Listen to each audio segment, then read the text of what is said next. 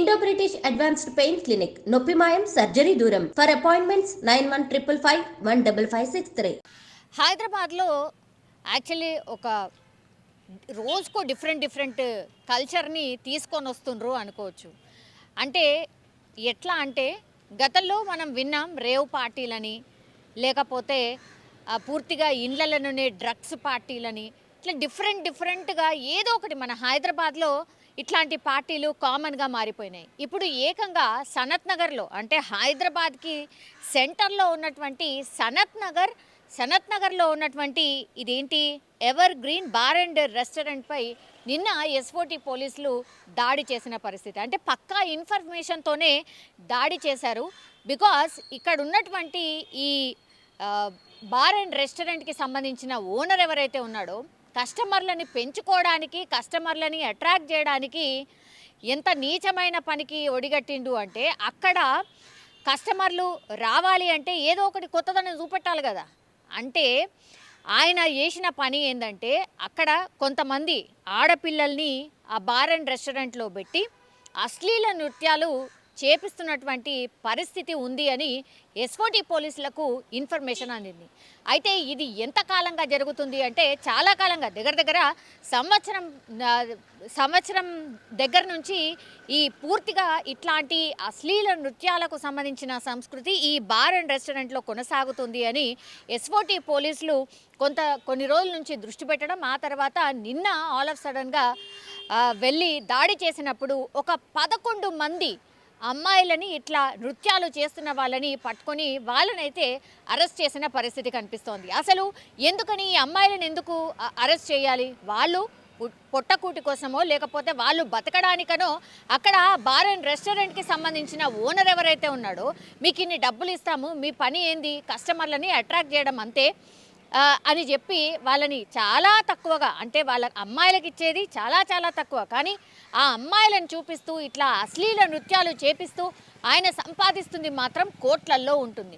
కానీ ఇక్కడ జరిగింది ఏంటి, తీరా చూస్తే ఈ అశ్లీల నృత్యాలు ఎవరైతే అమ్మాయిలు చేసిండ్రో వాళ్ళని తీసుకుపోయి ఇప్పుడు అరెస్ట్ చేసిన పరిస్థితి కనిపిస్తోంది. అండ్ ఈ బార్ అండ్ రెస్టారెంట్కి సంబంధించిన ఓనర్ ఎవరైతే ఉన్నారో అసలైన ఎస్కేప్, అంటే ఎస్ఓటి పోలీసులు వెంటనే అక్కడికి దాడి చేయడానికి వస్తున్నారు అని చెప్పి వాళ్ళకు ముందే ఇన్ఫర్మేషన్ వస్తుంది. లేదంటే ఎస్ఓటి పోలీసులు లోపలికి ఎంటర్ కాగానే ఆ ఓనర్ ఎవరైతే ఉంటాడో ఆ ఓనర్ జంప్ అయిపోతాడు. మిగతా వాళ్ళు ఎవరైతే పాపం పని చేసేటోళ్ళు ఉంటారో, పని వాళ్ళు ఉంటారో, వాళ్ళు బుక్ అయిపోతున్న పరిస్థితి కనిపిస్తోంది. ఈ ఇన్సిడెంట్లో కూడా అదే జరిగింది.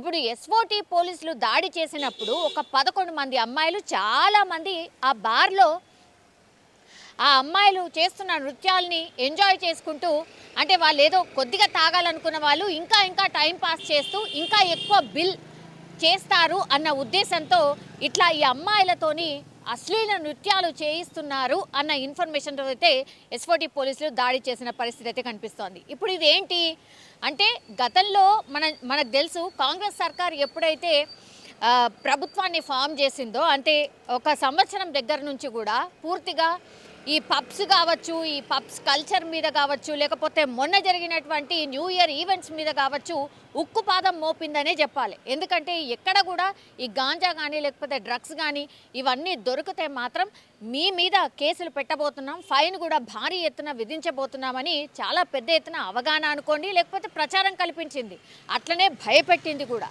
సో ఇవన్నిటినీ కూడా మొన్న ఈవెంట్స్ కూడా చాలా తక్కువ జరిగినాయి, మొన్న న్యూ ఇయర్ ఈవెంట్స్ కూడా. సో భయపడిపోయి ఈవెంట్ మేనేజర్లు కూడా ఆ పర్మిషన్ ఈ పర్మిషన్ అని అడుగుతున్నారు. కాబట్టి పూర్తిగా అసలు ఈవెంట్లే చాలా తగ్గించేసిండ్రు. బికాజ్ గతంలో అసలు విచ్చలవిడిగా ఎక్కడ కొద్దిగా జాగా కనిపిస్తే అక్కడ ఈవెంట్లు నిర్వహించుకునే పరిస్థితి ఉండేది. కానీ ఇప్పుడు రేవంత్ సర్కార్ మాత్రం ఇవన్నీ చెల్లవు, ఇవన్నీ నడవవు అంటూ పూర్తిగా చాలా స్ట్రిక్ట్గా మొన్న అంటే న్యూ ఇయర్ ఈవెంట్స్కి ముందు కూడా ఆల్ ఆఫ్ సడన్గా ఈ పబ్ల మీద దాడి చేసిన పరిస్థితి కనిపిస్తోంది. సో గవర్నమెంట్ ఎప్పుడైతే స్ట్రిక్ట్గా ఇట్లాంటి ఇంప్లిమెంట్స్ చేయడం స్టార్ట్ చేస్తారో ఇక రకరకాల దారులు వెతుకోవడం స్టార్ట్ చేస్తారు అనే దానికి ఎగ్జాంపుల్ కూడా ఇది అనుకోవచ్చు. ఇప్పుడు ఏకంగా ఒక బార్ అండ్ రెస్టారెంట్లని అంటే ఇక బార్ అండ్ రెస్టారెంట్ల గురించి చెప్పాల్సిన అవసరం లేదు, అడుగడుగున బార్ అండ్ రెస్టారెంట్లే కనిపిస్తుంది. అండ్ ఈ ప్రభుత్వం కూడా చెప్పింది మేము చాలా వరకు ఈ మందు తాగే సంస్కృతిని తగ్గిస్తాము అనేటువంటి మాట చెప్పింది. అఫ్ కోర్స్ బెల్ట్ షాప్లను తగ్గిస్తామని చెప్పింది, కానీ ఇప్పుడు ఏ గల్లీలో చూసినా మందు బాబులు అసలు బయటకు వచ్చే రోడ్డు మీదనే వచ్చి తాగుతున్న పరిస్థితి కనిపిస్తోంది. ఇది అందరికీ తెలిసిన ముచ్చట్నే. చాలా కంప్లైంట్స్ కూడా వస్తున్నాయి. ఇప్పుడేమో ఏకంగా బిజినెస్ పెంచుకోవడానికి ఆడపిల్లల్ని పూర్తిగా అశ్లీల నృత్యాలు చేయిస్తూ వాళ్ళ బిజినెస్ పెంచుకోవడానికి ఇట్లాంటి చండాలమైన పనులకి పాల్పడుతున్నారు బార్ అండ్ రెస్టారెంట్ ఓనర్స్. అంటే ఇంకేం చెప్పాలి, అంటే పోలీసులకు ఇంకా ఇంకా ఇంకా పని పెరగబోతోంది అనుకోవచ్చు.